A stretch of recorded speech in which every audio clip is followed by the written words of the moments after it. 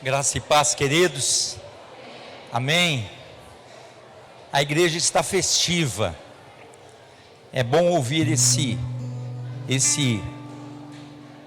barulho de comunhão. O que não pode ser é que no momento que nós estamos louvando, entoando cânticos de louvor ao Senhor, burburinho. Tem que ser o momento que o louvor suba ao Senhor, aonde aqueles que passam aqui na Dutra possam identificar: aqui tem um povo que adora o Senhor. Amém? Mas esse som que nós temos antes, muitos falam assim: pastor, a igreja parece estar barulhenta. Não é, é o som festivo do reencontro, da alegria, da comunhão que nós temos juntos, uns com os outros. Então que você possa se alegrar. Eu já convido você, coloque-se em pé nessa noite. Nós temos pedidos de oração aqui, e de momentos não fáceis, difíceis para as famílias. Mas antes disso, eu quero convidar você a cumprimentar o teu irmão, que com a graça e a paz do nosso Senhor Jesus Cristo. Cumprimente o teu irmão, dê um abraço no teu irmão, aquele que está próximo. Dê um abraço. Louvado seja o Senhor.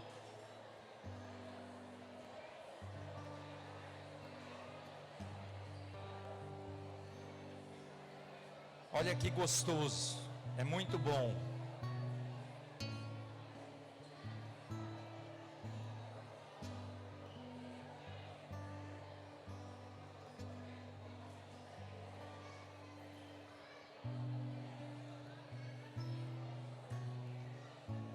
Amém.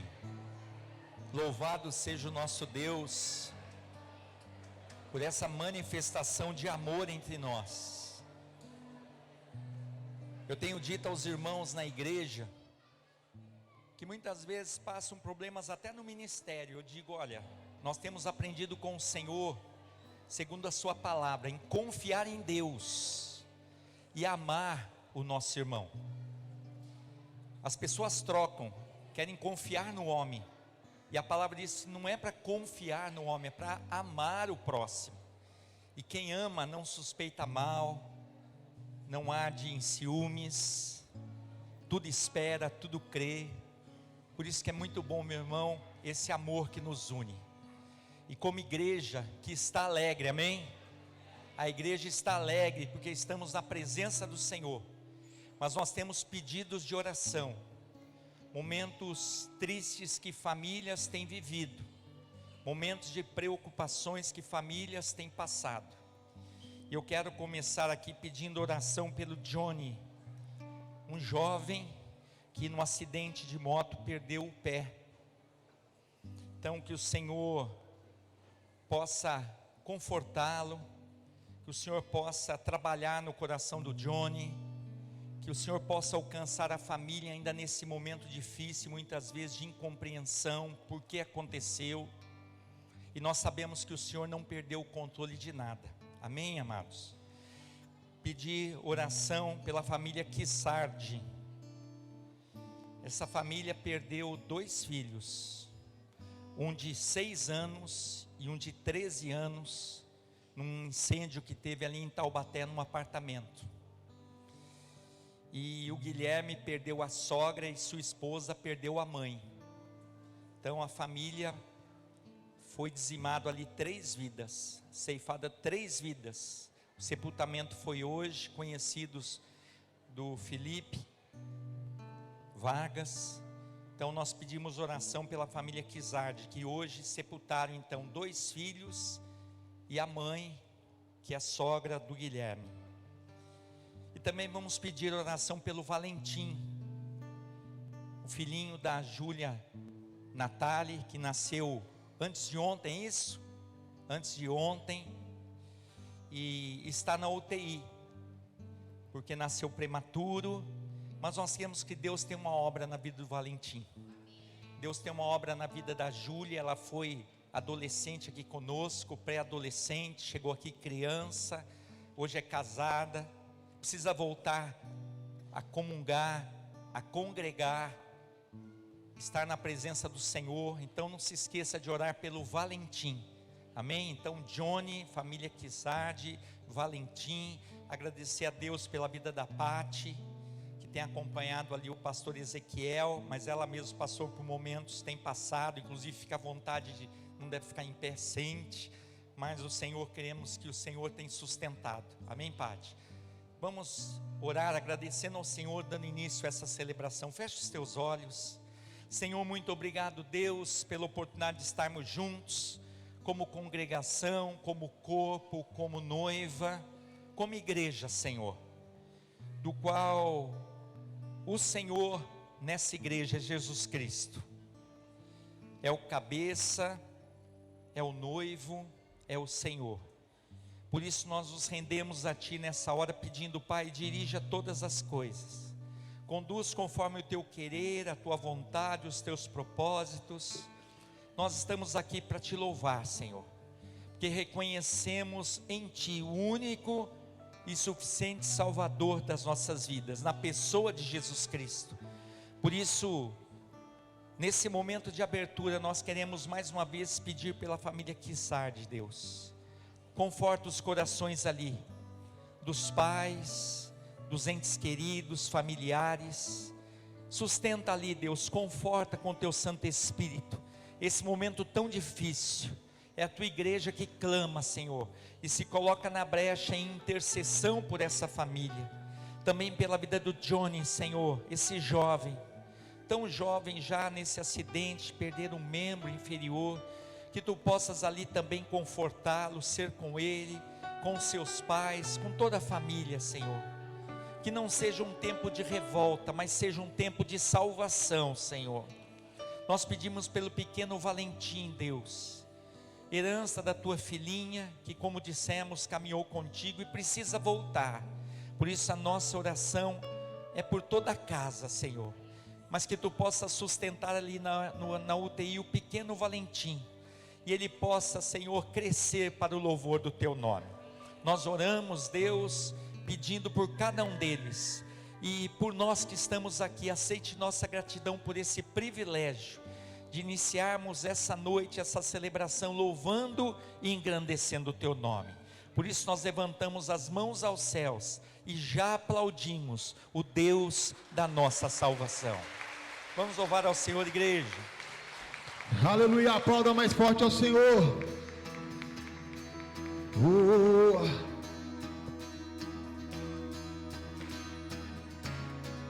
Receba a nossa adoração, Senhor.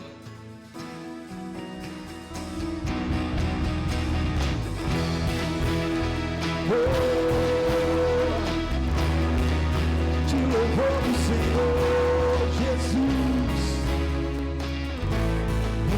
Senhor, abra os olhos do meu coração, abra os olhos do meu coração, quero Te ver, Senhor. Abra os olhos do meu coração, abra os olhos do meu coração, quero Te ver, Senhor, exaltado e bem alto, brilhando a luz da Tua glória, derrama o Teu amor e poder, pois Tu és santo, santo, santo. Abra os olhos do meu coração, abra os olhos do meu coração, quero Te ver, Senhor. Declare, abra os olhos do meu coração, quero Te ver, Senhor, exaltado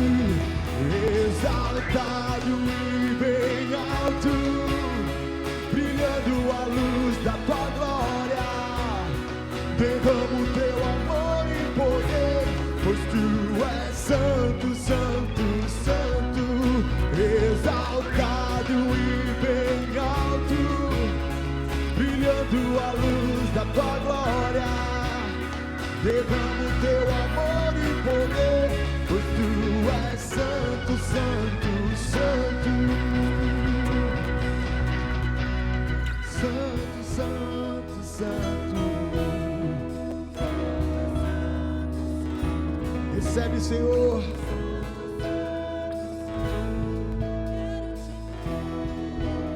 Declare que Ele é santo, santo, santo. Santo, santo, santo. Santo, santo, santo. Quero te ver. Quero te ver. Quero te ver. Quero te tocar. Quero te abraçar. Quero te ver, quero te ver, quero te ver, quero te tocar, quero te abraçar, quero te ver, quero te ver, quero te ver, quero te tocar. Quero te abraçar,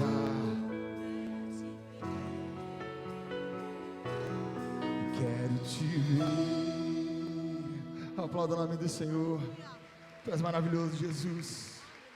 Aleluia. Oh, Senhor. Oh, nós queremos te ver, Senhor. Nós somos filhos.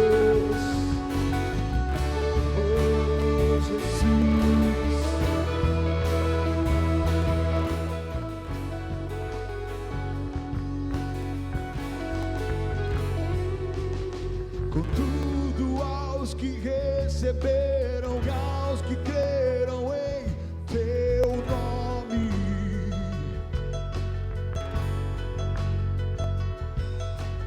deu-lhes o direito de se tornarem os teus filhos.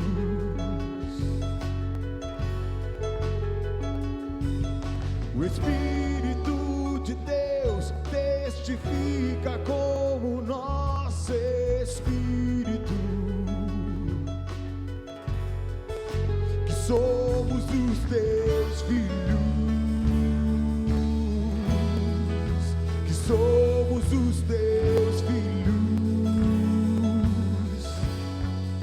que somos os teus filhos,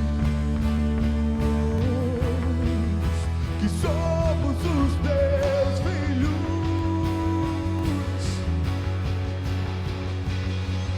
O Pai me adotou.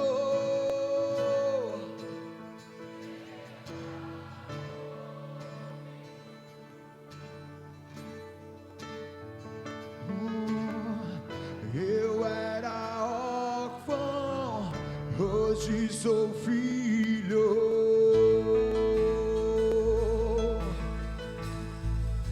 Oh, Senhor.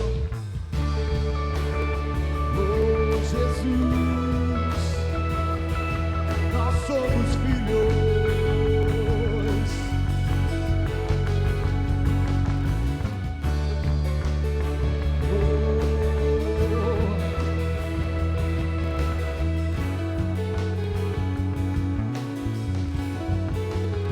Declare, contudo, aos que receberam e aos que creram em teu nome,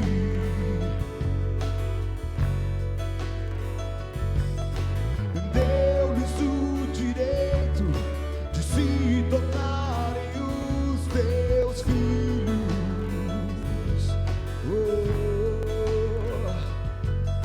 O Espírito de Deus testifica como nós.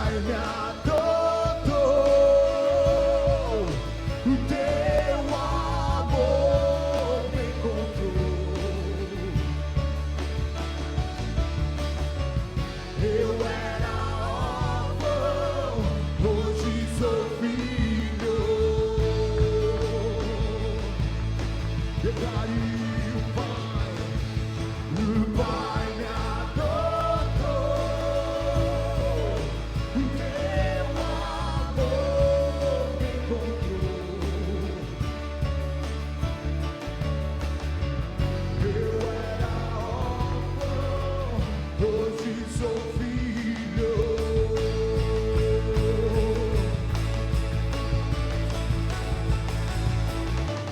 Não sou mais órfão, agora filho sou.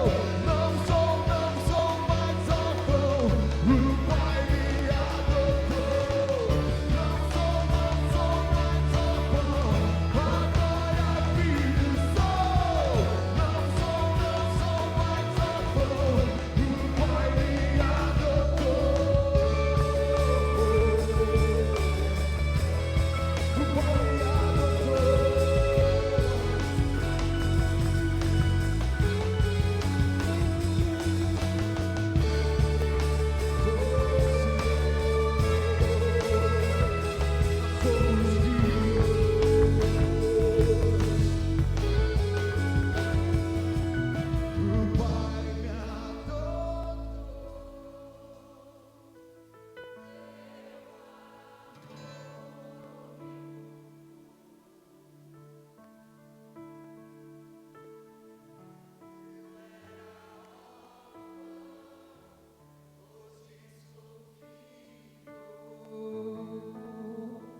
Aplauda, Senhor, os filhos do Senhor.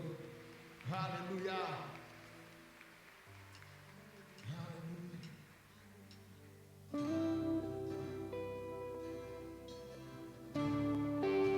Logo, se somos filhos, é porque fomos atraídos pelo Senhor. Fomos atraídos pelo amor, o amor nos alcançou.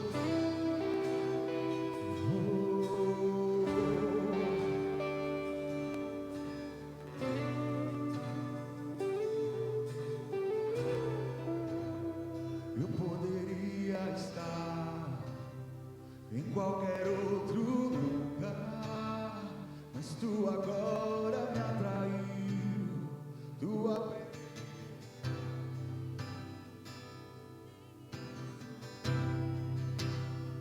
o medo de não ver.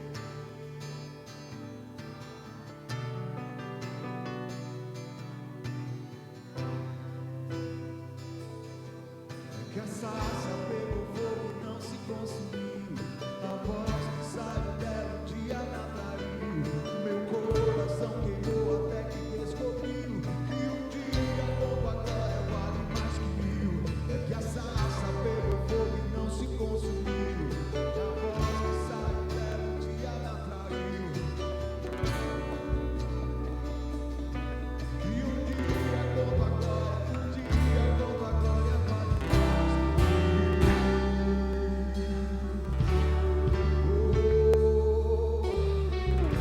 vale mais, Senhor. Eu poderia estar em qualquer outro lugar, mas tu agora me atraiu, tua presença me atraiu, tentei me esconder, com medo de não ver, mas tu agora me atraiu, tua presença me atraiu. É que a sarça pegou fogo e não se consumiu. Meu coração queimou até que descobriu que um dia como agora vale mais que mil. É que a sarça pegou fogo e não se consumiu. E a voz que saiu dela um dia me atraiu. Meu coração queimou até que descobriu que um dia como agora, um dia como agora vale mais que mil.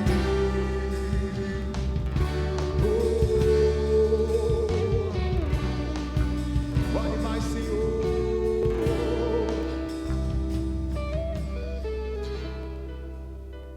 Vale mais, Senhor. Vale mais estar na tua presença, Rei dos Reis.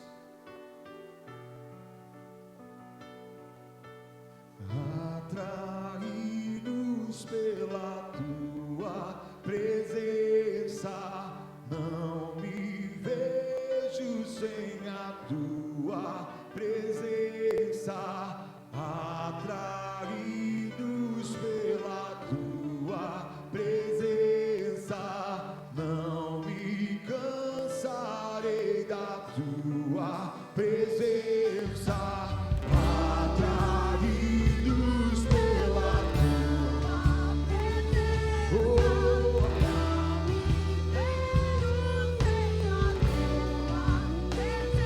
Oh, Senhor, atraídos pela tua presença, não me cansarei. É que a sarça pegou fogo e não se consumiu, e a voz que saiu dela um dia me atraiu. Meu coração queimou até que descobriu que um dia como agora vale mais que mil. É que a sarça pegou fogo e não se consumiu, e a voz que saiu dela um dia me atraiu. Meu coração queimou até que descobriu que um dia como agora, um dia como agora vale mais que mil. Oh, vale mais, Senhor Jesus, quem já pisou no Santo dos Santos, em outro lugar, não sabe viver onde estiver, clamar pela glória, a glória de Deus.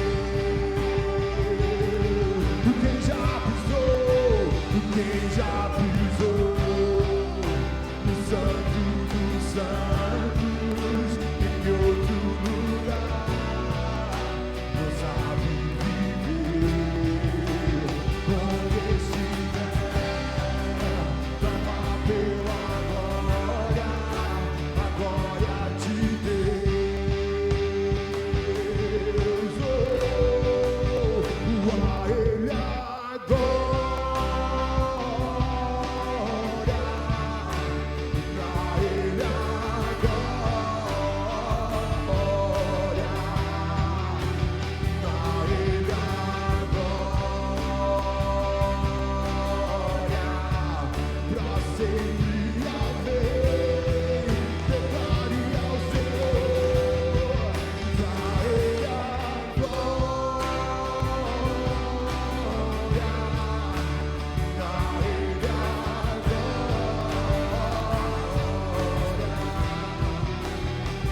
Ele a glória, pra Ele a recebe, Senhor, glória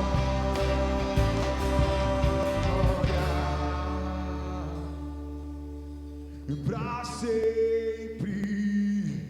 Amém. Aplauda o nome do Senhor.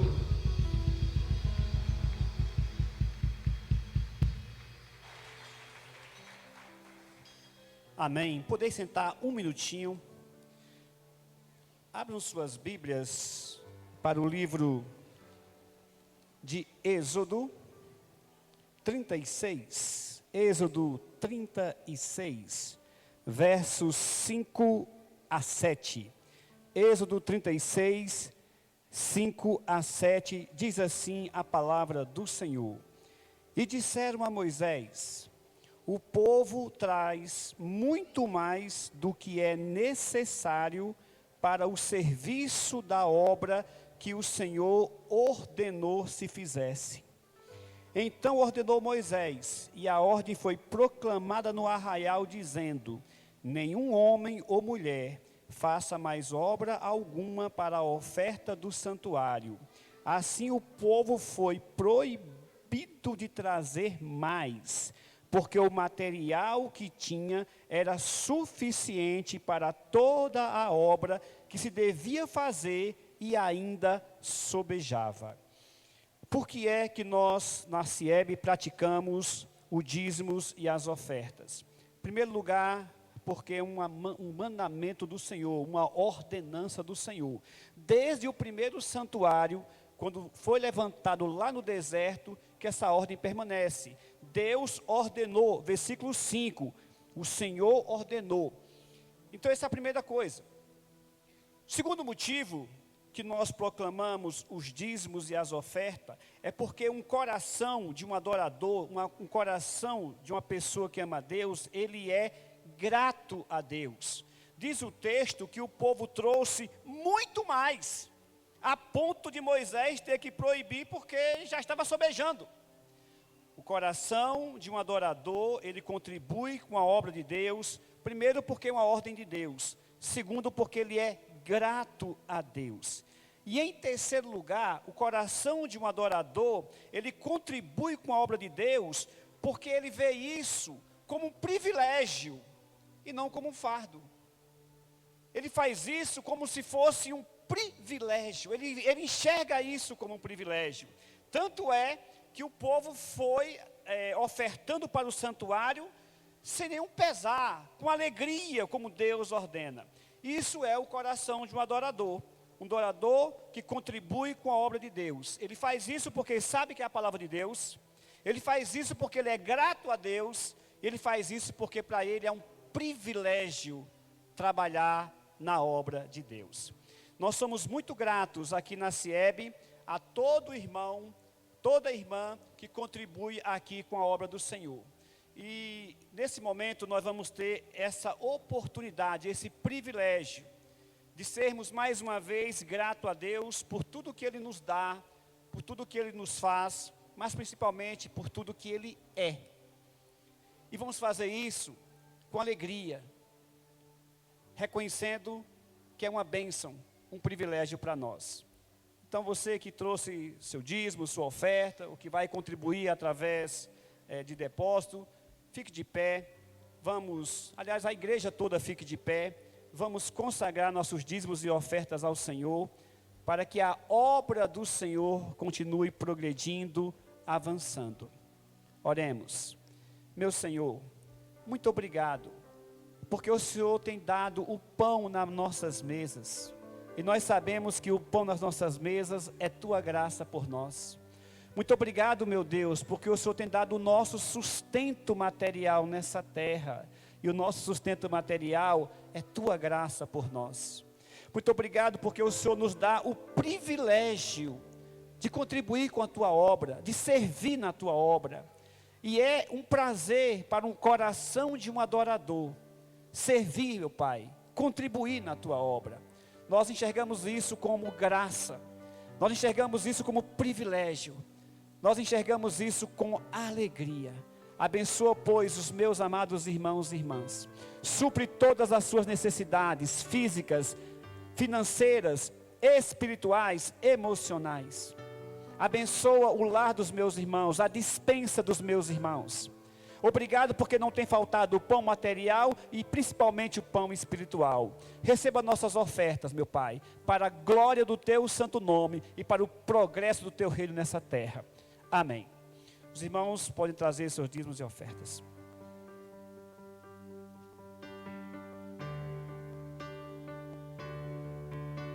Queremos o Teu nome engrandecer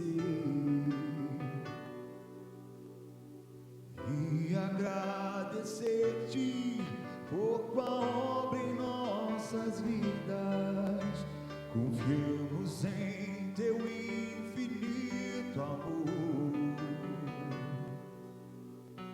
pois só Tu és um Deus eterno sobre toda a terra e céu.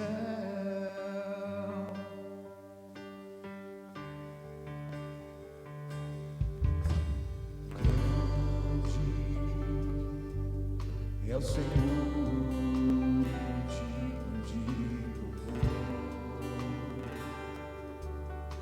cidade do nosso Deus, do santo monte. A alegria de toda a terra.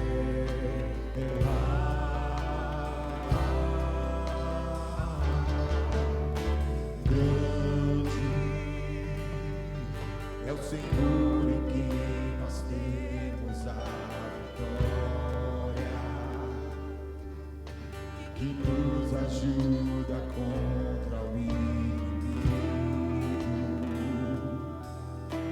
Por isso diante dele nos prostramos.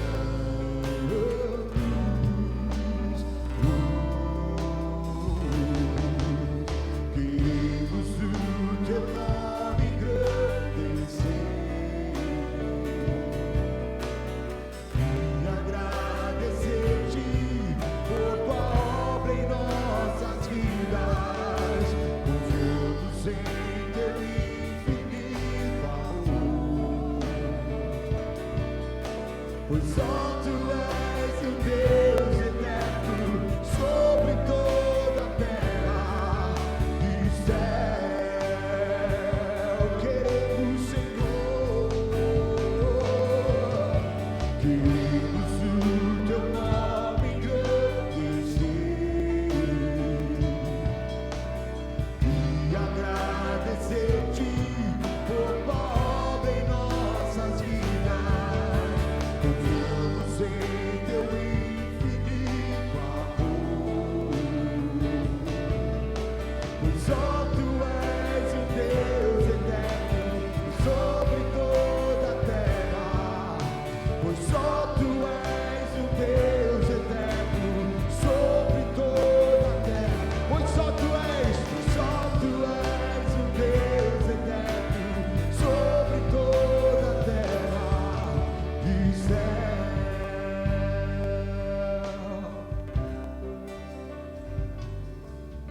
E céu. Aplauda o nome do Senhor. A igreja pode se assentar.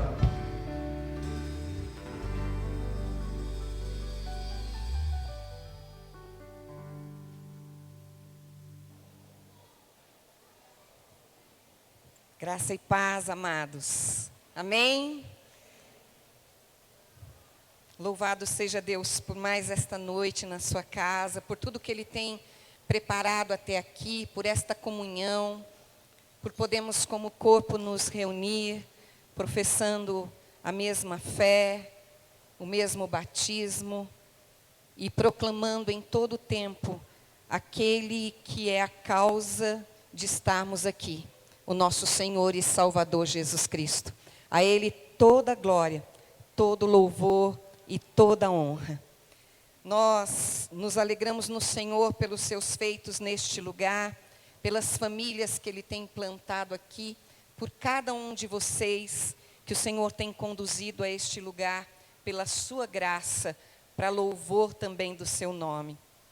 Nós, nesta noite, estaremos participando juntos aqui de uma apresentação, de mais uma bebê à nossa comunidade, principalmente ao Senhor, quando os pais vêm assumindo o compromisso de criá-la nos preceitos de Deus, na lei de Deus, no ensinamento de Deus, no Evangelho de Cristo, ensinando em todo o tempo a única verdade e a única vida, que é o nosso Senhor.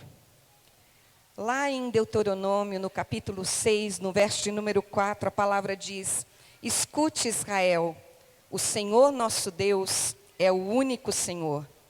Portanto, ame o Senhor, seu Deus, de todo o seu coração, de toda a sua alma e com toda a sua força.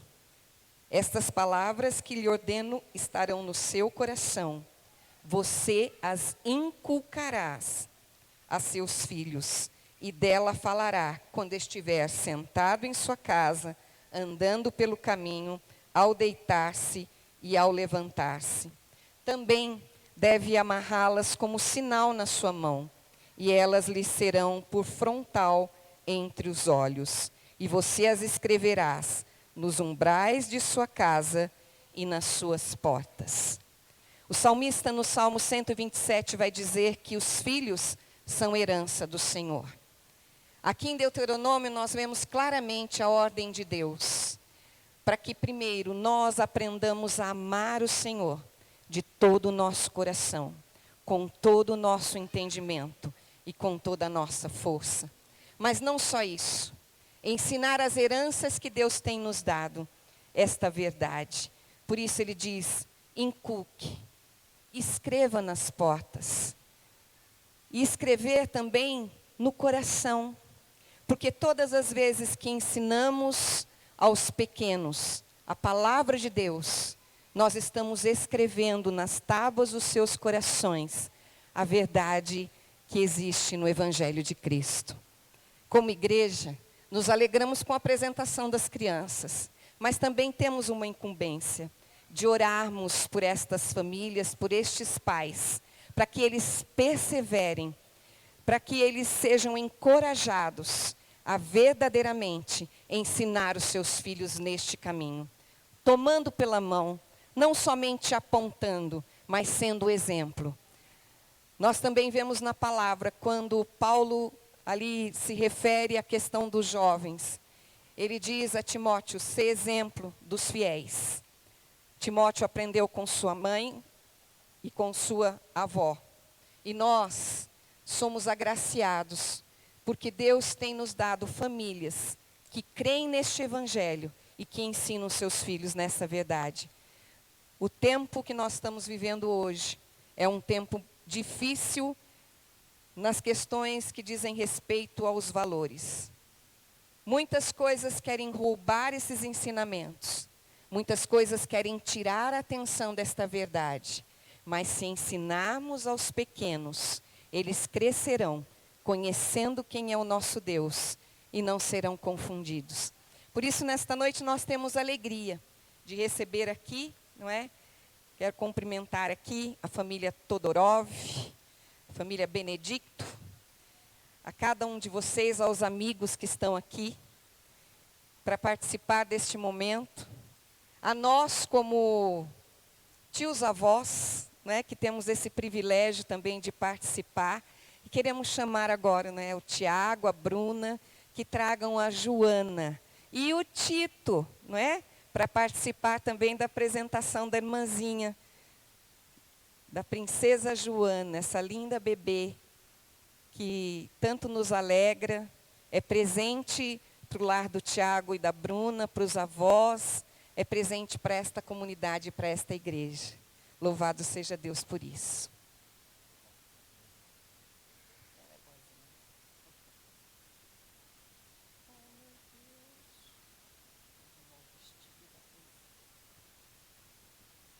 Aqui está a Joana.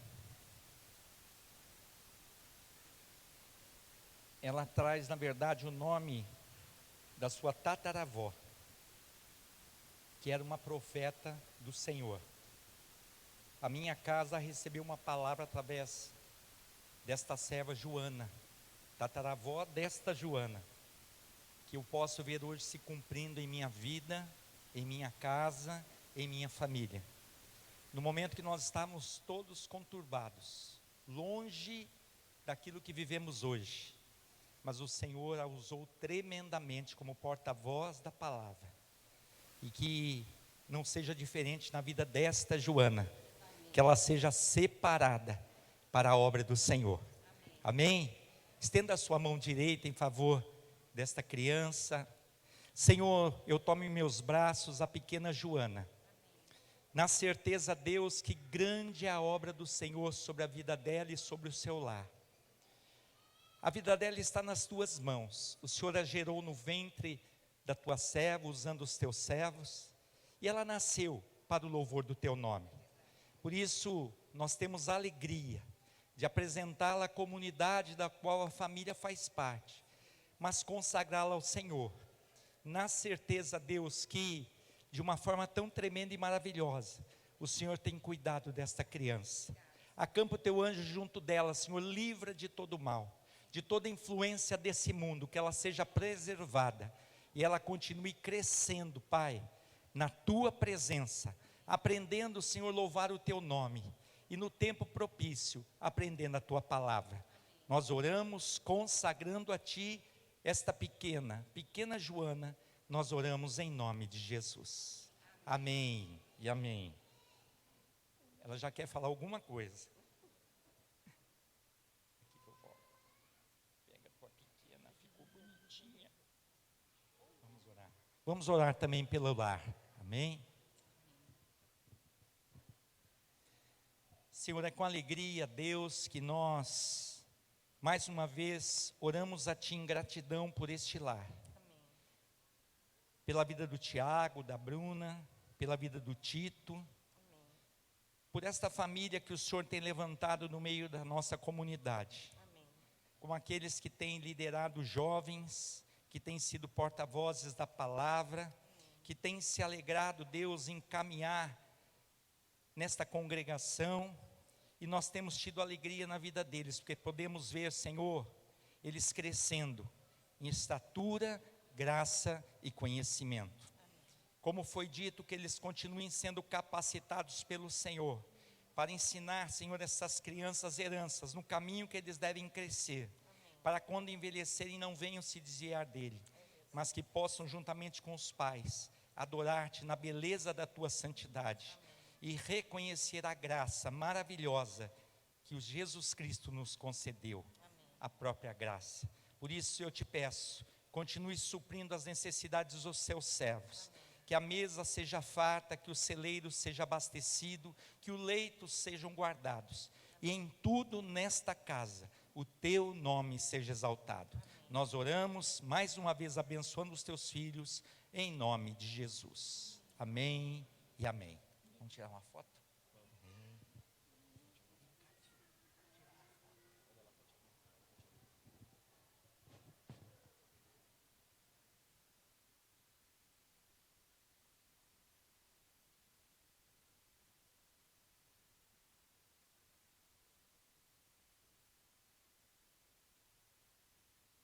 Podemos aplaudir mais uma vez ao nosso Deus.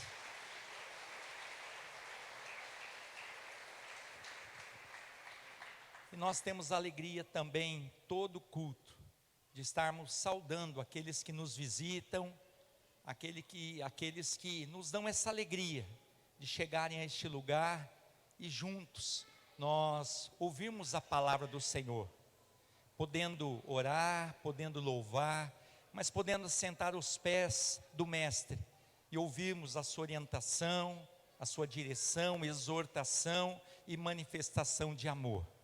Por isso eu quero pedir que você que nos visita, depois, pastor, a família vai ser apresentada pelo pastor Helder, amém? Nós já somos gratos a Deus pela vida dos irmãos, pela disposição, mas eu quero saudar os demais.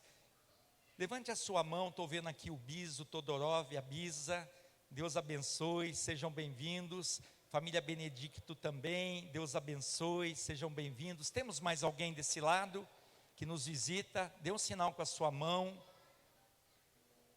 Oscar já é de casa, Jacinta é de casa, sejam bem-vindos, viu, queridos? Uma alegria para nós recebê-los, não é? Caminhamos juntos um bom tempo, mas continuamos caminhando juntos, amém? Louvado seja o Senhor. Temos alguém aqui que nos visita?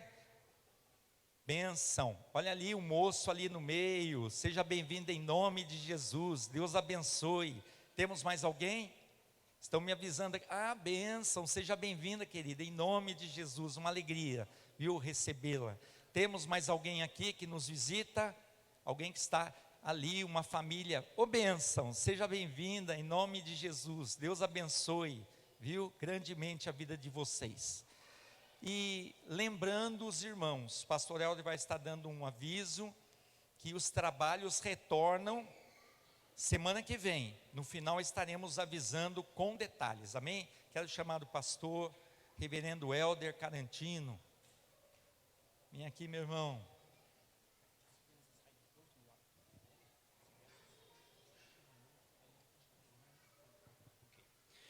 Amados, hoje à noite nós temos o privilégio de receber um pastor, um irmão, que atualmente trabalha em São José dos Campos, na Igreja Cristã Evangélica do Jardim da Granja, aqui em São José dos Campos. Mas ele veio de longe, ele veio lá da Bahia para cá. Eu sabia que ele era baiano, não sabia a cidade dele, por isso que eu acabei de perguntar, Jonathan, qual é a tua cidade? Ele falou, Bom Jesus, da Lapa.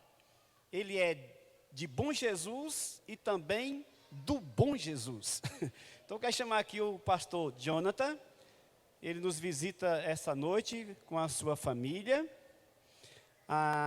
Vou pedir a Yara para ficar de pé, você acha ruim ficar de pé, Yara? Essa é a esposa do pastor Jonathan, a Yara. Você também é baiana, Yara? Baiana também. Arthur é isso? E a nenezinha é a Ana. Arthur e Ana. E tem o Abner, que é o do meio, que não veio. Esse é o pastor Jonathan. Muito obrigado, irmão, por aceitar o convite. Vamos orar, passar a palavra. Logo após a oração, os pais podem levar as crianças, mas voltem rápido para não perder a palavra. Vamos orar. Estenda sua mão na direção do reverendo Jonathan. Meu Deus, tu marcaste esse dia no calendário de Deus. Chamou esse dia de dia propício ao Senhor, dia de falar o coração do teu povo. Usa, portanto, o teu servo, dá tranquilidade ao teu servo, liberdade no Espírito Santo, para que o que ele venha dizer essa noite não saia do coração nem da mente do pastor Jonathan, mas saia do trono de Deus a falar ao teu povo que aqui está, a começar por ele próprio. É a nossa oração em nome de Jesus, e a igreja que concorda diz...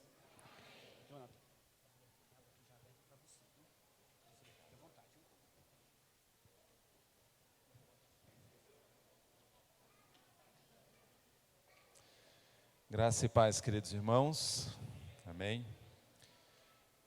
Inicialmente eu quero expressar a minha alegria, a minha satisfação, o meu contentamento em participar com vocês deste culto. Já cantamos juntos, oramos juntos, celebramos a chegada de um bebê juntos e agora vamos observar a palavra de Deus e aprender daquilo que nos foi deixado há tanto tempo. A minha gratidão ao pastor Elder, que conheço há tanto tempo, muito tempo mesmo, mas que por ocasião de eu exercer o ministério em São José e depois, pouco mais de uma década, ele vir aqui para Caçapava, não tivemos mais tanto contato. Mas agora revê-lo, ele, a esposa, de fato é motivo de muita alegria para mim. Agradecer ao pastor José Luiz pela recepção tão calorosa, carinhosa, que Deus continue abençoando muito mesmo a vida do irmão e que possamos de fato estreitar o nosso relacionamento. Deus abençoe. E a cada um de vocês que não conheço tão de perto, mas expresso com bastante tranquilidade que já os amo profundamente. Deus nos une no sangue de Cristo e certamente, se houver possibilidade, quero ter um contato mais próximo com cada um de vocês, se assim o Senhor permitir. Que Deus abençoe a todos. A razão de eu estar aqui, ou a principal razão, é servir a Deus, mas também pregar a palavra dele, expor aquilo que o Senhor nos deixou escrito ao longo de tanto tempo pela inspiração de grandes autores, e eu quero fazer isso com um espírito muito de servidão e o desejo de comunicar de maneira bastante clara e objetiva a você. Eu peço que você abra a sua Bíblia no Salmo de número 130. Nós vamos usar este poema como referência para a nossa reflexão. E eu quero conversar um pouquinho com vocês sobre esperança. Talvez como temática, ter esperança num mundo de desesperança. Ter esperança num mundo de aflições, de adversidades, de tribulações. Ter esperança no Deus Criador de todas as coisas, em Cristo, o nosso Salvador, para nos motivar a continuar a carreira e a missão que Ele delegou a nós neste mundo. Mas inicialmente eu não quero ler o poema e já começar a expor aquilo que quero transmitir a vocês. Eu quero inicialmente trazer algumas notas, algumas singelas informações a respeito do saltério, que eu julgo serem importantes para que a gente consiga entender bem aquilo que será comunicado a seguir. Penso eu que talvez todos vocês, ou a maioria de vocês, já saibam dessas coisas. Mas para não correr o risco de que alguém aqui não saiba de tais coisas e possa prejudicar a sua percepção do texto, eu quero então trazer essas informações inicialmente. Por que eu digo isso? Por vezes, no coração do crente, ele se ilude achando que estudar o saltério, ou os salmos, ou os poemas, é uma coisa fácil. Por vezes, nós vemos as pessoas recortando alguns poemas, ou transcrevendo, ou verbalizando alguns versos do saltério, como se fosse uma coisa corriqueira, simples e de fácil entendimento. Eu quero dizer a você que isso não é verdade. Os poemas são difíceis de serem compreendidos, por uma série de razões. Num poema, a rima. Num poema, a métrica, a simetria, por vezes estrofes, refrões. Às vezes a rima é fonética, às vezes a rima é de sentido. Às vezes o autor está expressando algo que tem a ver com a sua própria experiência com Deus. Às vezes ele está comunicando uma experiência coletiva do povo. Por vezes ele quer comunicar alguma coisa que move o seu coração. Por vezes ele quer apenas expressar uma angústia natural por alguma coisa que lhe ocorreu. Então, se pensarmos bem, cada poema que compõe esta coleção traz consigo uma natureza própria, uma experiência própria, uma forma de ser construída própria. Então não podemos olhar para todos eles e achar que da mesma maneira compreenderemos cada um deles. Isso não é verdade. Então há um desafio a ser transposto. Por exemplo, olhe para a sua Bíblia agora, seja ela digital ou física. No alto do Salmo 130, aparece aí uma espécie de título em negrito na sua Bíblia? Talvez na maioria a resposta seja sim. Este negrito que aparece aí é uma sugestão que a editora faz a respeito do assunto do poema. Mas esse título não faz parte do poema, ok? Então, seja qual for a editora que imprimiu o seu texto bíblico, fez uma sugestão do assunto que aquele poema está se referindo. Mas isso não faz parte do poema original. O autor que escreveu não colocou esse tema. Agora, olhe de novo para a sua Bíblia. Abaixo desse texto em negrito, tem um texto em itálico mais curtinho? Sim? Talvez alguns de vocês digam que não, porque algumas editoras suprimiram essa parte do poema. E aí eu preciso dizer, essa parte que normalmente aparece em itálico é parte do poema. Foi escrito pelo autor original para uma razão específica. E algumas editoras suprimiram.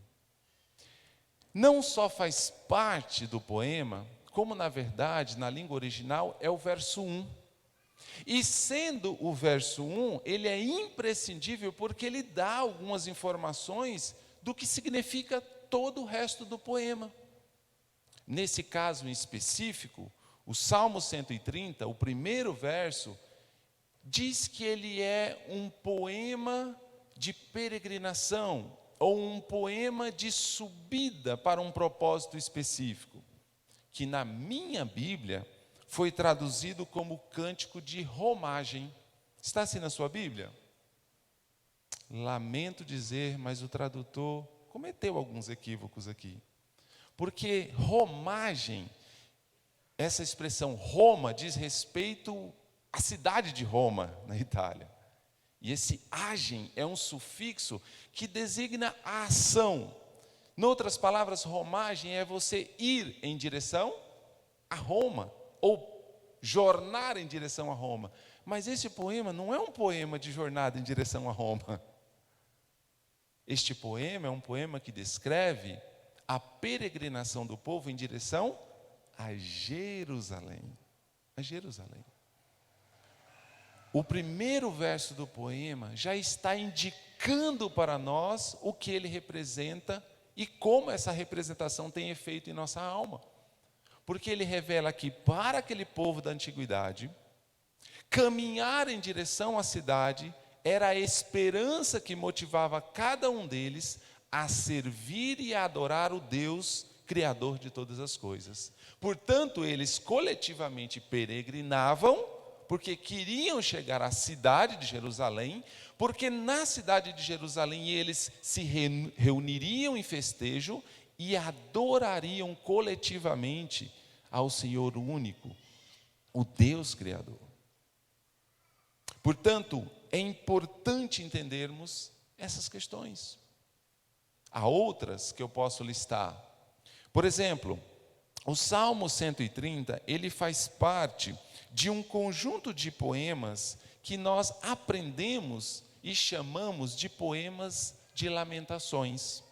Junto com o Salmo 6, 32, 38, 51, 102 e 143, eles representam um conjunto poético de Davi que tem a ver com lamentação. E aí eu perguntaria para você, quando você ouve essa palavra lamentação, o que vem à sua mente? Pode ser que você tenha pensado em algo como reclamação, murmuração ou queixa. Mas lamentação não tem a ver com reclamação, não tem a ver com murmuração. Lamentação no sentido que o poema expressa, ou a ideia que está por trás da sua composição, tem a ver com alguém que está olhando o mundo, julgando o mundo, vendo as intempéries do mundo, ou o pecado do mundo, e está lamentando que o mundo esteja nesse estado. Quando, na verdade, ele gostaria que o mundo todo olhasse para Deus como o Criador e o adorasse como o Senhor de todas as coisas. Então, o poema é um tipo de lamento. Mas lamento, repito, não é reclamação. É percepção do mundo, julgamento do mundo, que aflora no coração do poeta o desejo e o anseio de que todos reconheçam que existe um Deus Criador de todas as coisas. Como mencionei antes, o Salmo 130 é também um salmo de peregrinação. E nós precisamos lembrar que há uma coleção de poemas. Então vejam, quando nós dizemos assim, no livro dos Salmos, pensamos uma composição completa, correto? Mas precisamos entender que cada um dos poemas, quando foram compostos, não foram compostos num conjunto de literatura, eles foram compostos individualmente, para um fim ou a expressão do coração do poeta individualmente ou coletivamente, mas ele foi composto individualmente. Quando esses poemas foram percebidos na comunidade da aliança, alguém decidiu que eles eram importantes demais para ficarem isolados e decidiram reuni-los numa composição. Então, se você olhar na sua Bíblia, o conjunto do Saltério tem o livro 1, 2, 3, 4 e 5. Foram 5 coleções de poemas reunidas para que o povo pudesse acessar, experimentar e perceber Deus através dessa arte. E cada uma dessas coleções foram então posteriormente reunidas no único livro que nós chamamos de Salmos. Agora pense o seguinte, quando o Salmo estava sendo composto, o poeta tinha razões para fazê-lo. A sua própria experiência, o seu julgamento e o seu conhecimento a respeito de Deus. Da mesma forma, aquele que reuniu os poemas num livro, o fez com intenções.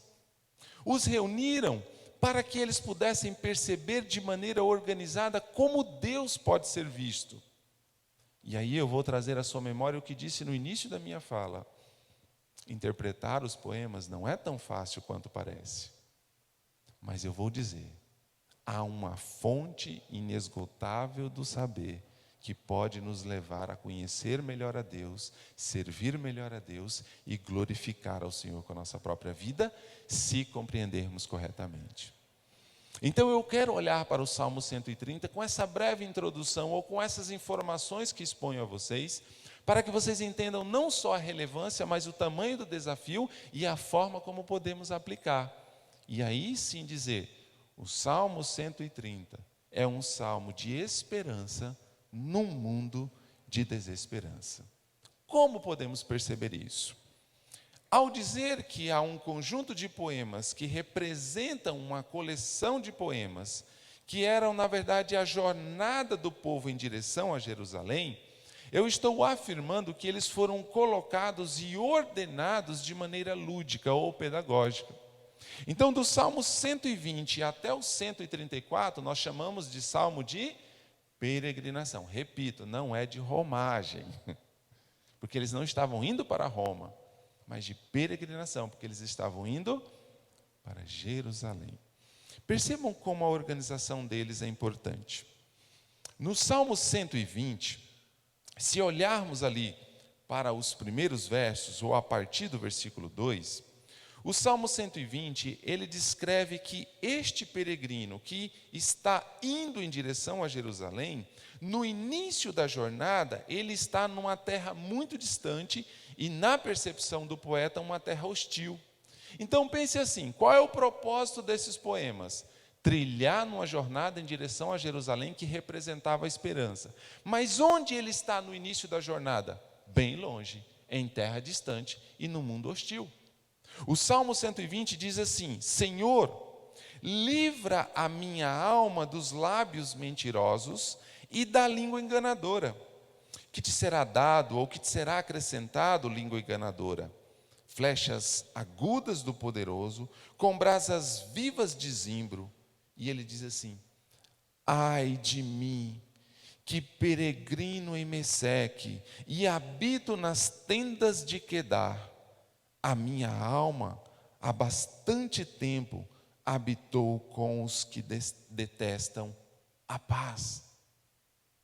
Conseguem perceber o verso? Ele diz: ai de mim. Por quê? Porque está longe da terra.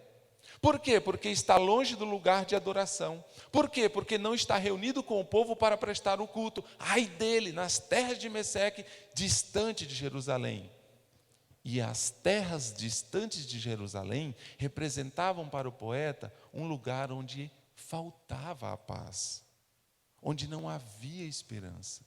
E o desejo dele então era peregrinar em direção à terra. Toda jornada começa assim: estou longe e caminho em direção ao lugar que me aproximará de Deus. Mas vejam que na sequência, o Salmo 121, o peregrino, ainda longe de Jerusalém, mas agora ele já está próximo o suficiente a ponto de olhar para a cidade e perceber na cidade a esperança que tanto ele guardava na sua alma e no seu coração.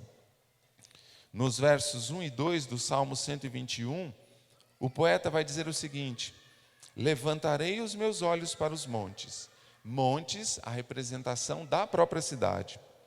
De onde vem o meu socorro? O meu socorro vem do Senhor, que fez os céus e a terra. Estão conseguindo compreender o aspecto lúdico dessa peregrinação? Se está longe da cidade, está longe de Deus, está desesperançado. Mas conforme ele vai caminhando e se aproximando da cidade, agora ele olha e percebe o quê? Lá distante a cidade, para eles representavam o socorro que vem do Senhor. Os montes eram a caricatura que apresentava na alma e no coração do povo a esperança do Deus Salvador. Então eles estão caminhando nessa direção. No Salmo 122, continuando a peregrinação, o poeta já está em Jerusalém. E vejam a descrição de quando ele chega no lugar que para eles representava a presença de Deus. Alegrei-me quando me disseram: vamos à casa do Senhor. Os nossos pés, agora, depois da jornada, estão dentro das tuas portas, ó Jerusalém. Jerusalém está edificada como uma cidade que é compacta, onde sobem as tribos do Senhor, até o testemunho de Israel, para darem graças ao nome do Senhor. Pois ali estão os tronos do juízo, os tronos da casa de Davi. Conseguiram perceber a movimentação? Estão distantes, desesperançados. Começam a caminhar e veem a cidade de longe, acende a esperança. E quando colocam os pés, estão alegres, contentes, felizes. Na antiguidade, os poemas eram lúdicos, porque eles expressavam algumas lições que deveriam ser perpétuas na alma do povo. E aí eu perguntaria para você, qual era a grande esperança que o povo carregava? O que eles tanto almejavam? E a resposta? A chegada do Messias. Estou em terra distante, desesperançado. Vejo Jerusalém, nasce esperança. Põe os pés em Jerusalém, estou alegre. Por quê? Porque representava o local onde eles identificariam: um dia o Messias chegará. Todo o restante da coleção, incluindo o Salmo 130, agora é a própria audiência diante de Deus, ou o próprio culto diante do Senhor. Então expressa um contentamento e uma percepção. Mas o que eu quero trazer à sua memória, eu quero de maneira lúdica perpetuar no seu coração, é esta compreensão. Quando estamos desesperançados, precisamos olhar para o lugar de esperança. Precisamos peregrinar na direção da esperança. Precisamos conceber a ideia de onde surge de fato a esperança. E para nós, a cruz de Cristo, o próprio Senhor Jesus e a promessa de que um dia Ele voltará. Se para eles o anseio da chegada do Messias, para nós o anseio do seu retorno, do dia de Cristo, a esperança do Salvador. E isso tem que nortear a nossa alma. O Salmo 130, então, é um cântico que descreve uma peregrinação, mas que eu vou dizer aqui, uma peregrinação de pessoas que carregam alguns aspectos de desesperança, mas estão em busca da esperança. E antes de ler o texto, a palavra esperança, ela é uma espécie de declinação de esperar. E esperar é aguardar alguma coisa.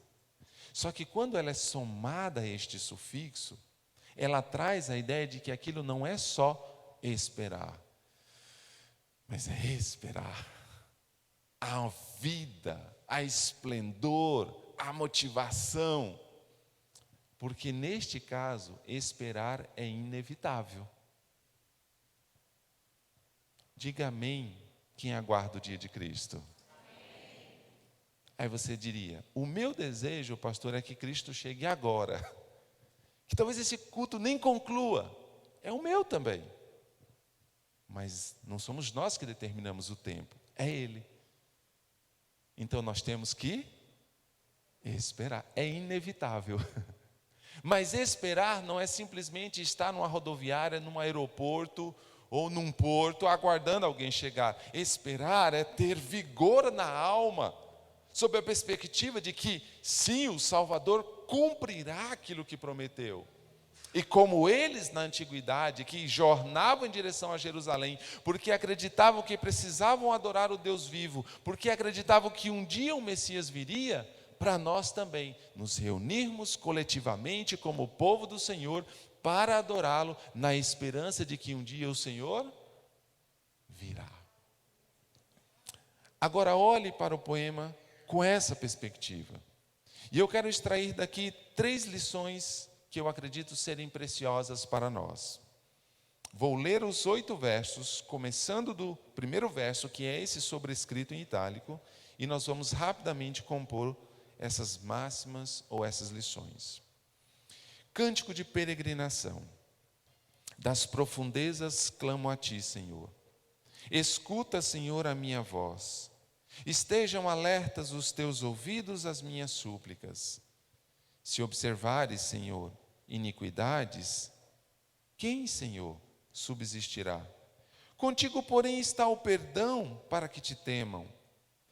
Aguardo o Senhor, a minha alma o aguarda. Eu espero na sua palavra. A minha alma anseia pelo Senhor mais do que os guardas pelo romper da manhã. Mais do que os guardas pelo romper da manhã. Espere, Israel, no Senhor, pois no Senhor há misericórdia, nele copiosa redenção. É Ele quem redime Israel de todas as suas iniquidades. 3 máximas que eu quero expor para vocês e apresentar com um desejo sincero de que elas fomentem a alma para o entendimento de quem é Deus. A primeira está nos versículos 1 e 2, que eu vou chamar aqui de clamar ao Senhor é confiar que Deus pode fazer o que o homem não pode. Clamar ao Senhor é confiar que Deus pode fazer o que o homem não pode. E peço a sua atenção para esta palavrinha, clamar. Na antiguidade, essas expressões tinham representações muito pontuais. Você vai entender isso. Por exemplo, se eu disser, vamos interceder por alguém, o que você entende quando ouve essa palavra? Eu vou orar ao Senhor por causa de alguém, ou em favor de alguém, correto? Se eu disser, eu vou levar uma petição a Deus, o que você entende? Eu vou pedir alguma coisa a Deus, correto? Se eu disser, vou orar a Deus, do latim orare é falar, né? Daí que vem orador. Então eu vou falar em direção a Deus. Clamar tinha um significado específico. Na antiguidade, clamar significava rogar a Deus por algo que eu não tenho capacidade e nem forças para fazer. Olha que interessante. Tudo aquilo que eu posso executar, tudo aquilo que eu tenho capacidade para executar, eu executo. É o meu papel, é a minha tarefa, é a minha responsabilidade. Mas há coisas que a nossa competência não pode alcançar. E para estas, o poema ensina: clame a Deus. Olha o que ele diz: das profundezas clamo a ti, Senhor.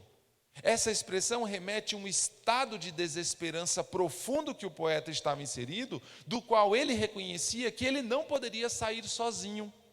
Então ele se lança diante do Senhor, em audiência diante de Deus, rogando ao Senhor ou clamando a Deus, para que o Senhor o socorresse numa causa em que ele não poderia sair sozinho. Por isso ele vai dizer: escuta, Senhor, a minha voz. Estejam alertos os teus ouvidos às minhas súplicas. Clamar ao Senhor é confiar que Deus pode fazer o que o homem não pode. Eu não estou com isso dizendo que todo o clamor é atendido. Você pode rogar para que Deus faça algo em seu favor que você pode não fazer e Deus simplesmente não fazer. Aprove a Ele executar ou não uma determinada obra. Mas nós podemos clamar.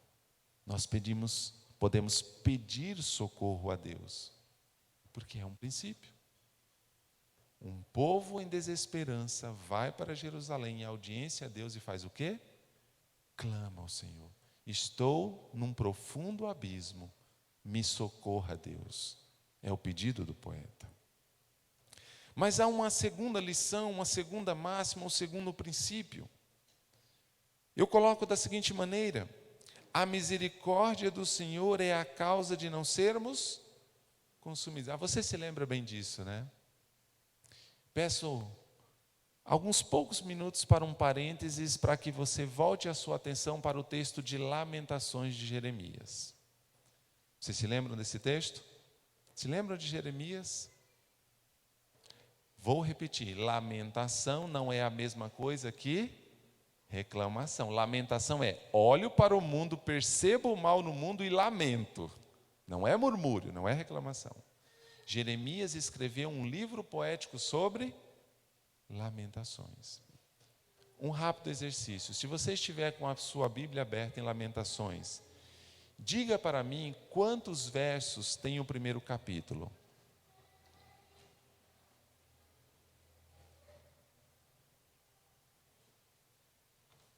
Alguém encontrou? Pode dizer? 22 versos. Sabe por que 22 versos? Esse livro foi escrito na língua hebraica e no alfabeto hebraico tem 22 letras. Então, cada um dos versos se iniciou com uma letra do alfabeto hebraico. Já viram aquela coisa do acróstico? Foi construído assim. Então, o primeiro verso começa com Aleph, o segundo com Bet, o terceiro com Gimel, ou Himmel. Como se fosse o nosso A, B, C, por aí vai.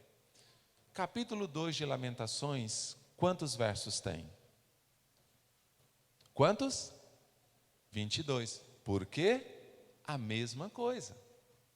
Salte o capítulo 3 e vá para o capítulo 4. Quantos versos? 22. Por quê? A mesma coisa. Capítulo 5. Quantos?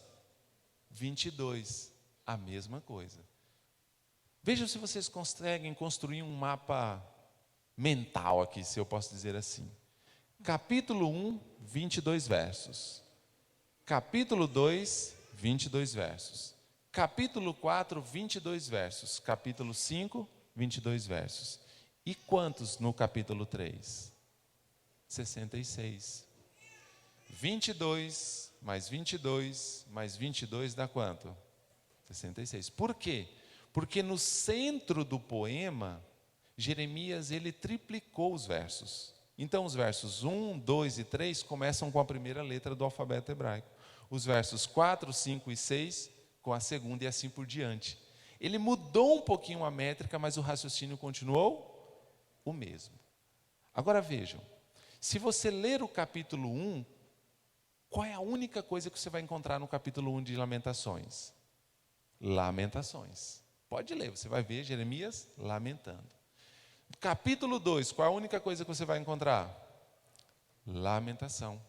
Capítulo 4, lamentação. Capítulo 5, lamentação. E no capítulo 3, na maior parte do texto, lamentação.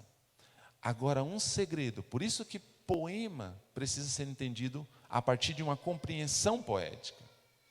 O fato de Jeremias lamentar na maior parte do seu texto não significa que esta seja a sua ênfase. Se você pegar o livro de Jeremias, e propositalmente eu fiz esse desenho que na língua hebraica é um inclusio, ou mais conhecido como um quiasmo, é porque ele escreve o seu texto apontando para um lugar no livro. Então ele lamenta, lamenta, lamenta e aponta para um lugar. Lamenta, lamenta, lamenta e aponta para um lugar. Sabe o que está lá no centro do livro dele?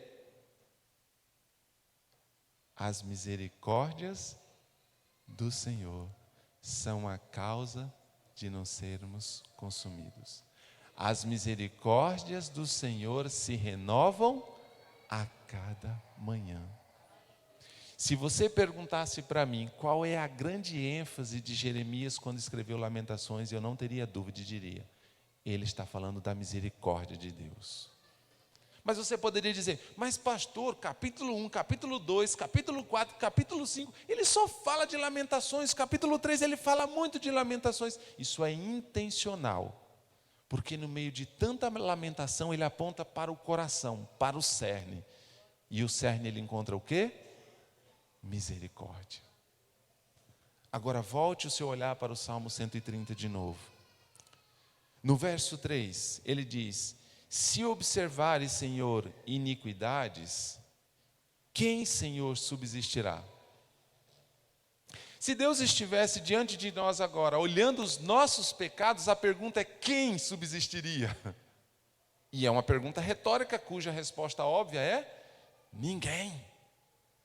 Todos somos pecadores, todos temos iniquidades, todos falhamos diante de Deus. Portanto, a razão de você estar aqui louvando a Deus, prestando o seu culto, não é porque você não tem pecado, não é porque você não tem iniquidade, é porque existe misericórdia. E por isso eu estou dizendo que a misericórdia do Senhor é a causa de não sermos consumidos. O poeta diz no verso 4: contigo, porém, está o perdão, para que te temam. Então o povo que estava em terra distante, desesperançado, que caminhou em direção a Jerusalém, que está em audiência com o Senhor, prestando o seu culto, ele sabe que a razão dele estar lá adorando a Deus não é porque ele não tem pecado. Ele sabe que a razão de poder adorar a Deus é a misericórdia do Senhor, é o perdão de Deus sobre a sua vida. O que muda tudo. Porque ele reconhece e é grato a Deus por tal misericórdia. E não é alguém autocentrado, vaidoso, mas se humilha diante do Senhor. Contigo está o perdão. Olha o que ele diz: para que te temam. Quando percebemos que nós somos seres imorais e pecadores e indignos de Deus, mas reunidos como povo do Senhor, por causa da misericórdia dEle, podemos adorá-lo, então é natural que a gente tema Ele, porque só Ele pode fazer algo tão grandioso. E o poeta entendeu isso. O poeta que busca esperança entendeu isso. Primeiro ele clama a Deus para que Deus executasse uma tarefa que ele não poderia executar. E depois ele reconhece: o Senhor é um Deus misericordioso. Só por isso eu estou em Jerusalém. Só por isso presto meu culto. Só por isso estou às margens da Via Dutra em Caçapava prestando esse culto. Só por isso. Porque senão, quem subsistiria diante de Deus? Ninguém. Ninguém. Mas há uma outra lição, e é a terceira lição, e é a última que quero trazer. Aguardar com paciência o Senhor é ter consciência da redenção.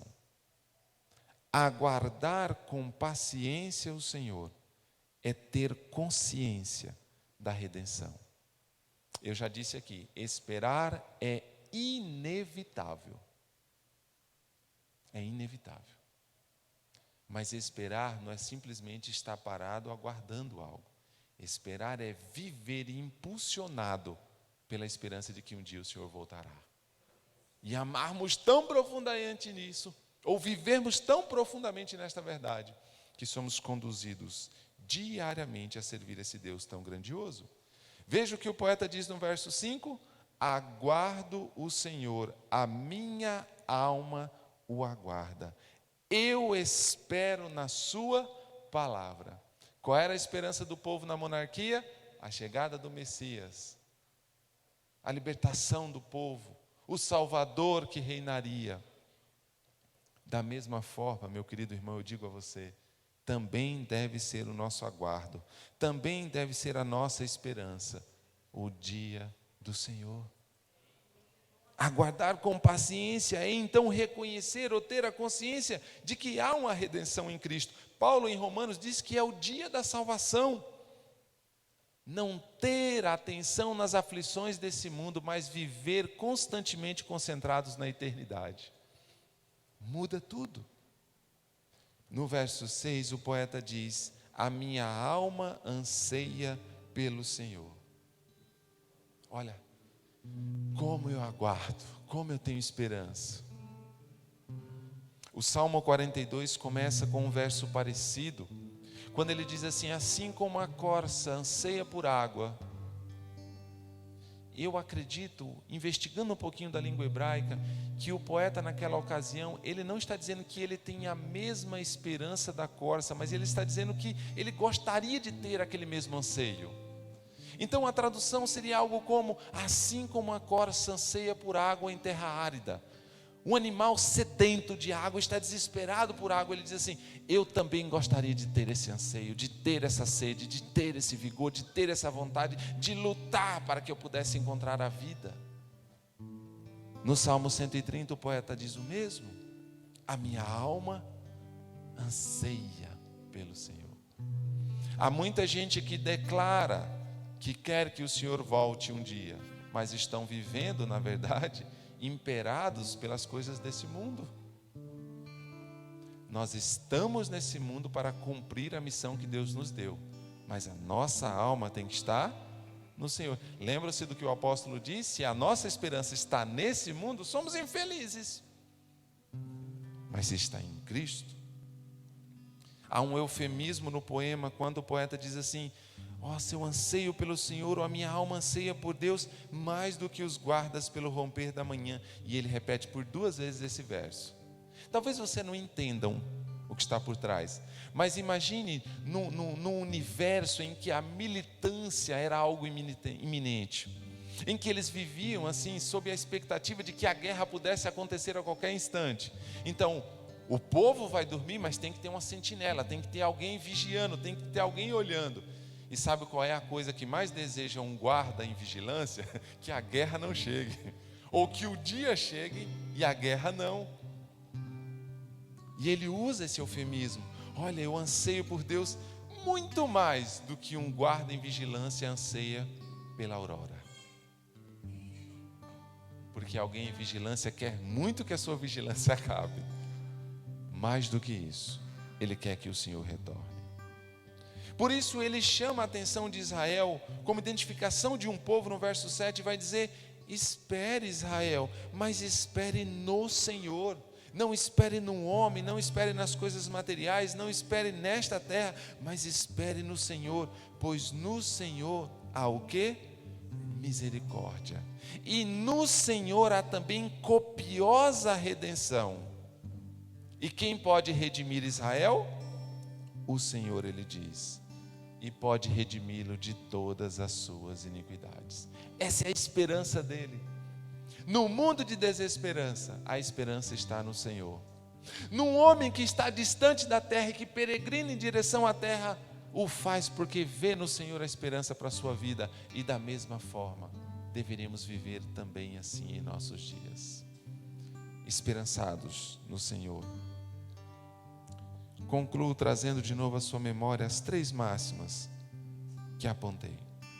A primeira delas: clamar ao Senhor é confiar que Deus pode fazer o que o homem não pode fazer. Quer uma palavra de esperança maior do que esta? Segundo, a misericórdia do Senhor é a causa de não sermos consumidos. Se Ele olhar as nossas iniquidades, ninguém subsiste. Mas podemos servi-lo e adorá-lo, porque há misericórdia e há perdão. E por fim, aguardar com paciência o Senhor é ter consciência de que a redenção definitiva um dia chegará para todos nós. Amém. Feche os seus olhos. Eu peço a Deus, com muita simplicidade, muita humildade, que as minhas palavras tenham penetrado o seu coração de maneira profunda, de modo que você possa construir maneiras práticas de conformar a sua vida ao Evangelho e aquilo que foi comunicado hoje. Como homem falho, posso ter falhado na minha comunicação. Peço perdão a Deus e aos irmãos por isso. Mas naquilo que acertei, eu glorifico o Senhor. Pai querido, nós descobrimos hoje que os poemas são preciosos. Não porque são fáceis de serem compreendidos, mas porque na experiência do poeta, na complexidade da poesia, nós podemos perceber coisas valiosas, destacadas nesta noite, que elas possam transformar o nosso coração, trazer vida onde não há vida, trazer esperança onde não há esperança, mas trazer também uma consciência de reino, a percepção de que devemos olhar a eternidade, cumprir a missão neste mundo, mas olhar a eternidade, entender que o dia do Senhor é o que devemos desejar. Enquanto Ele não chega, serviremos ao Senhor e o adoraremos, não porque somos perfeitos, mas porque no Senhor reside misericórdia. A mesma misericórdia que eu clamo ao Senhor que tenha sobre a minha vida nesse instante, quando concluo a minha fala, para que nos meus erros o Senhor me corrija, mas nos meus acertos o Senhor seja glorificado. Amém e amém. Obrigado, irmãos. Deus abençoe a todos. Queremos o teu nome engrandecer,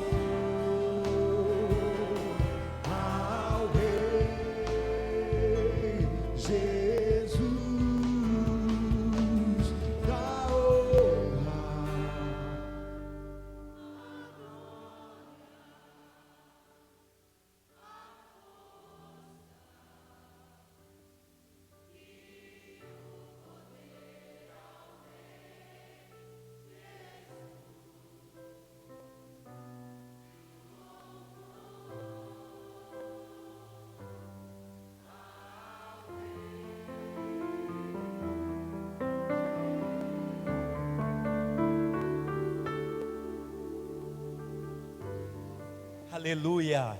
Convido você, sente por um momento, rapidamente. Quero louvar a Deus pela vida do pastor Jonathan, da Yara. Deus abençoe, continue usando a vida de vocês, o seu lar. Amém? Como porta-voz da palavra, fomos edificados. E entendemos que aquilo que nós não podemos e nós não podemos, nosso braço é muito curto, o Senhor pode. Amém, amados? Louvado seja o nosso Deus. Queridos, avisos da semana. Nós retornamos com os trabalhos da Escola Bíblica Dominical, tendo também no domingo a celebração da família. Então, quarta-feira nós temos nosso culto de oração às 19h30. Muitos estão faltando, mas queremos convidar você a participar. Faça esse propósito com Deus, não é promessa, é propósito com o Senhor, de estarmos juntos aqui clamando ao nosso Deus, amém? E lamentando por tudo aquilo que temos visto acontecer nesse mundo, e o Senhor tem nos poupado de tudo isso e continue guardando a nossa casa, amém, amados? No sábado nós temos o encontro dos pré-adolescentes, retornam às 16h30, nós temos um espaço que nós reservamos agora para os pré-adolescentes, para os adolescentes e para os jovens desfrutarem de um momento de comunhão. Então o prédio anexo aqui, o segundo auditório, virou um espaço de lazer para os nossos filhos, para os nossos jovens. Então que você se alegre nisso, porque é fruto também da tua fidelidade ao Senhor. Amém? A igreja tem contribuído, tem cooperado. Logo depois dos pré-adolescentes, então, o encontro dos adolescentes retorna às 18h30, sendo que é quinzenal esse encontro, intercalando com os jovens que voltam logo depois, no outro final de semana. Domingo nós temos a Escola Bíblica Dominical e queremos lembrar que as crianças terão um momento especial. Terão um café, né, de boas-vindas, é isso, professora? De retorno, café com Jesus. Que bênção, um café, eu quero estar nesse café, amém? Eu quero estar nesse café com Jesus, as crianças, mas para isso os pais precisam trazê-las, elas não vêm sozinhas. Então você que tem o seu filho, não é, na idade de, vamos dizer, berçário, maternal, não é, o pré-primário, o primário, estarão participando então desse café de boas-vindas. Então traga os seus filhos, que eles não faltem. Nós temos aqui então, não é, mais avisos, além daqueles ali a respeito da Escola Bíblica Dominical retornando agora no domingo. Já mudaram o aviso, só para dar fome na gente. Apaga esse aí, coloca aí, adolescentes, você deve colaborar com a cantina dos adolescentes. Se você não desejar comer aqui, você pode levar para casa. Olha só, agora pode pôr. É um espaguete à bolonhesa. Então nós temos esses pratos para oferecer na cantina. Participe, contribua com os adolescentes com alegria. Eles prepararam, não é, para nos servir. E você contribuindo, estará contribuindo com o ministério que tem se preparado para os trabalhos externos, para o acampamento. Então contribua. Nós temos mais o segundo aviso dos adolescentes. Olhem para a porta, lá estarão alguns adolescentes aguardando vocês para entrega de um mimo e um convite. Amém, adolescentes? Pode acender a luz. Então os adolescentes saindo daqui, terão adolescentes lá na porta, lá, junto com o Renan. Cadê o Fábio? O Fábio está aí também. Estarão recebendo um mimo, uma lembrança e também um convite para estarem participando desse trabalho. Então temos mais avisos aqui. Escola Bíblica Dominical, nós começamos com nova matéria para os jovens e adultos, realinhando o coração. Saímos de feridas da alma, agora nós estaremos realinhando o coração, é o tema para os jovens e adultos da igreja. Amém, amados? Nós teremos também, para os irmãos estarem sabendo, o curso de noivos, viu? O curso de noivos, casar na igreja agora passa pelo curso. E nós já temos 6 casais iniciando nesse próximo domingo o curso de noivos. Amém, igreja? A igreja se alegra com isso? Devo estar esquecendo alguns avisos, não vou olhar para o Lucas, mas ele vai me avisar. Nós temos os adesivos da igreja. O ano retrasado pediram para nós, as crianças queriam colocar no quarto, queriam colocar no caderno, queriam colocar no celular, e nós reservamos só para os carros. Dessa vez nós fizemos para os cadernos, para os celulares, amém? Para que vocês possam estar evangelizando através do adesivo, falando do amor de Deus, não é? Que foi o amor de Deus quando Ele entregou-se na cruz do Calvário por amor das nossas vidas. E essa cruz está vazia hoje, que o nosso Redentor vive. Então retire os adesivos. Você que comprou material escolar para o seu filho, adesive o material dele, explique para ele a respeito do coração da cruz, e vai ser algo maravilhoso. Adesive seu carro. Nós vamos pedir para adesivar os carros. O carro que não tiver adesivo, nós vamos confiscar o carro. Nós vamos vender os carros para fazermos mais adesivos, que a partir daí muitos vão querer adesivos.